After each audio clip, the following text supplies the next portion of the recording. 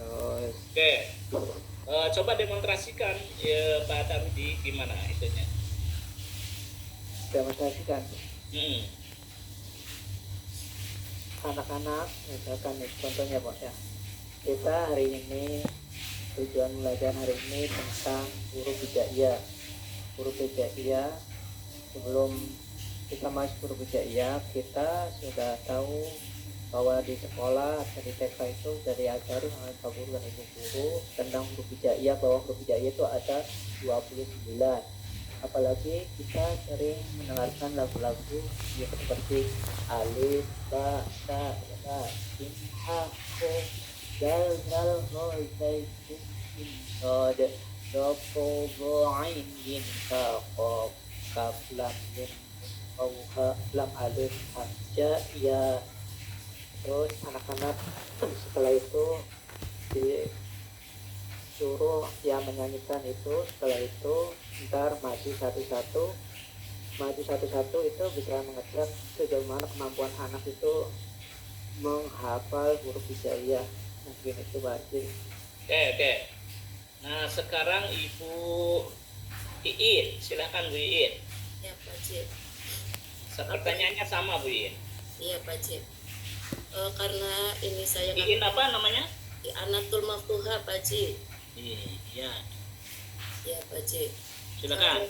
Pertama masuk biasa ya, kita kebiasaan yang biasa kita lakukan ialah berdoa ya Pak Cip. Kemudian mengabsen. Nah, untuk mengetahui sejauh mana peserta didik itu paham, boleh kita melihat keceriaan anak ya, atau dengan pertanyaan itu membackup apa tuh istilahnya, pertanyaan yang materi kemarin. Anak-anak masih inget enggak materi minggu kemarin? Ayo, kebetulan saya ngambilnya surat Al-Hujurat ya, coba Al-Hujurat ayat 11 yang kemarin ibu jelaskan, masih inget enggak gitu. Nanti kalau misalkan ada anak yang iya Bu saya bisa, itu tandanya materi yang kita sampaikan itu masih teringat di benak anak. Kemudian mendemonstrasikannya, karena saya materinya membaca dan memahami, anak-anak udah pada mengerjakan PR belum yang kemarin ibu kasih gitu ya. Bisa aja kita mengulang materi yang kemarin, dicontohkan salah satunya untuk membaca, atau juga kita bersama-sama mengulang hafalan yang sudah kita kemarin hafalkan. Itu mungkin Pak Cip. Baik, sekarang Ibu Wasia silakan. Ya, bismillahirrahmanirrahim. Hal pertama yang perlu diketahui untuk melihat kesiapan siswa siap atau belum, yang pertama adalah awalan ketika saya masuk, khususnya saya masuk ucapkan salam. Ketika siswa menjawab salam saya berkata assalamualaikum anak-anak, lalu anak-anak menjawab waalaikumsalam. Dari anak-anak itu ada yang sebagian menjawab, mungkin ada yang tidak menjawab, mungkin ada yang masih berlari-lari. Dari situ bisa dilihat anak itu siap belajar tidak gitu. Kemudian yang menjawab salam, artinya mereka sudah siap bahwa hari ini adalah jam ini adalah sudah masuk waktunya belajar. Kemudian dari segi materi ketika saya mengabsen juga, kalau ada anak yang siap pastinya mereka sudah siap untuk mendengarkan. Siapa saja nih, mungkin saya mau diabsen, saya harus bilang hadir atau mengangkat tangan. Itu dapat dilihat anak itu siap atau tidak belajar. Kemudian dari materinya, ketika saya mengatakan anak-anak bahwa hari ini kita akan belajar tentang Quran surat At-Tin, karena materi saya adalah surat At-Tin. Sebelum pembelajaran dimulai, Ibu akan mengetahui dulu nih siapa kira-kira ya yang sudah hafal surat At-Tin. Nah, dari situ dapat juga dilihat nih, kira-kira anak siap enggak nih belajar surat At-Tin. Banyak mungkin anak yang sudah bisa karena di rumahnya sudah belajar atau ikut madrasah. Sudah. Ya, baik Pak. Pertanyaan kedua sekarang dari Ibu Wasia. Ya Pak. Eh, di dalam kurikulum Merdeka direkomendasikan 3 pendekatan pembelajaran, yaitu problem based learning, project based learning, sama discovery learning atau differentiated learning. Coba Ibu Wasiah pilih satu saja dari 3 itu, jelaskan sekuensialnya, tata urutannya apa saja. Yang kedua, demonstrasikan bagaimana Ibu menginstruksikan siswa belajar dengan metode itu. Paham pertanyaannya, Bu? Iya Pak. Oke, silakan. Ya.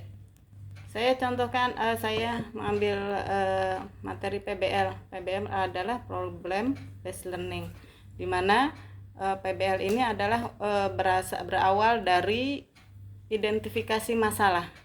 Mungkin mohon maaf Pak, barangkali saya salah. Identifikasi masalah yang pertama adalah mengidentifikasi masalah yang ada. Kemudian setelah merumuskan masalah, mungkin Pak ya, merumuskan masalah, mencari masalah yang ada, kemudian diidentifikasi, menganalisis masalahnya, kemudian mencari solusi agar masalah itu dapat diatasi, dan lalu tindak lanjut. Mungkin itu Pak. Oke, bagaimana Ibu menginstruksikan proses pembelajaran kepada murid dengan PPL itu? Seperti apa? Coba demonstrasikan secara verbal. Ya. Contohnya adalah misalnya anak-anak coba baca surat Atin, Quran surat Atin. Kemudian ada anak-anak yang sudah bisa baca dan ada anak-anak yang belum bisa membaca. Dari sini saya ambil masalah anak-anak yang belum bisa membaca. Lalu dicari problemnya, apa sebab akibat belum bisa membaca, apakah dari faktor orang tua atau dari faktor lingkungan atau juga yang lainnya. Dari situ Pak. Oke. Sekarang Ibu Iin, silahkan. Seperti apa? Sama Ibu Iin pertanyaannya. Ya Pak Haji, mungkin yang saya pilih adalah PJBL nih Pak Haji. Oke. Problem project learning. Project based learning. Ya, project based learning. Mungkin baca lagi kurang enak badan. Oke, nggak apa-apa, silakan. Problem based project learning ini berawal dari sama mungkin dari identifikasi masalah dulu. Kita ini ke siswa yang pasnya apa nih untuk materi surat Al-Hujurat. Ya. Nah, setelah kita mengetahui materi yang akan saya sampaikan, kira-kira yang pas karena materi saya adalah membaca dan menghafal, maka nanti ketika didemonstrasi saya akan mengambilnya, yaitu karena proyek itu adalah produk, maka nanti ketika mendemonstrasikannya saya coba untuk anak dibagi menjadi beberapa kelompok, kemudian disuruh untuk dikasih tugas untuk bikin kaligrafi Pak Haji, begitu. Ya, produknya kaligrafi. Nanti setelah itu mungkin saya menganalisis hasil kerja dari masing-masing kelompok, nanti dari situ ketahuan dari produk itu anak yang aktif dan yang tidak nanti kelihatan. Mungkin itu saja Pak Haji. Coba demonstrasikan bagaimana Ibu menginstruksikan siswa Ya. untuk mempergunakan pada materi yang Ibu ampu dengan pendekatan project based learning. Seperti apa? Ya. Coba anak-anak tadi di awal sudah Ibu bagi ya untuk dibagi menjadi 3 kelompok ya. Sekarang perhatikan perintahnya. Perintahnya ialah bahwa kalian suruh bikin menulis kaligrafi tentang surat Al-Hujurat ayat 13 ya. Lembar kerja sudah Ibu bagikan ke 3 kelompok tersebut. Silakan anak-anak ya, kita kerjasama ya. Ada yang bikin garis, ada yang menulis terlebih dahulu, kemudian ada yang membantu barangkali untuk mewarnai gitu biar hasil kaligrafinya sempurna. Mungkin gitu Pak Haji. Oke. Didi, silakan terakhir Pak Didi. Iya, Gimana Pak Pak Haji. Didi? Saya ambil PBL Pak Haji. Silakan. PBL itu biasanya problem berselang ya Pak Haji. Ya. Kita mengidentifikasikan masalah yang ada, terus sebelum mengidentifikasi masalah kita itu masalah yang misalnya saya kan mengajar PHP sih tentang suatu huruf hijaiyah, jadi kita yang mengarahkan bahwa permasalahan huruf hijaiyah biar anak bisa menyebutkan huruf hijaiyah dengan mungkin sebelumnya kayak gitu, mendemonstrasikan bahwa kita sudah tahu bahwa waktu TK itu sudah belajar sama bahwa huruf hijaiyah itu ada 29 yang seperti alif, ba, ta, ta, jim, ha, fu, dal, zal, nun, sin, shin, shadda, fudu, ain, bin, kaf, kaf, lam, mim, nun, waw, alif, alif hijaiyah. Yaitu terus kita masalah ini, contohnya ini Pak Didi, ini ada ini anak-anak kita munculkan masalah dari situ biar ntar anak-anak menjawab bahwa apa yang dituliskan yang Pak Didi itu apa. Terus cara mendemonstrasikannya mungkin dengan cara kita dibikin anak-anak dibikin kelompok dulu. Setelah dibikin kelompok, terus kita paparkan bahwa tentang huruf hijaiyah itu mungkin coba silakan tulis huruf hijaiyah. Setelah itu ntar kelompok itu yang bisa perwakilan satu kelompok itu maju untuk mendemonstrasikan huruf hijaiyah.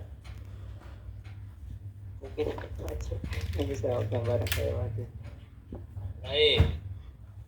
Baik, sekarang pertanyaan ketiga dari Ibu Wasiah ya. Iya, Tadi Bu ya. Ya, sekarang Ibu Wasiah. Ibu Wasiah, coba jelaskan apa yang disebut dengan tifak. Ya. Dalam Coba jelaskan apa yang disebut dengan tifak.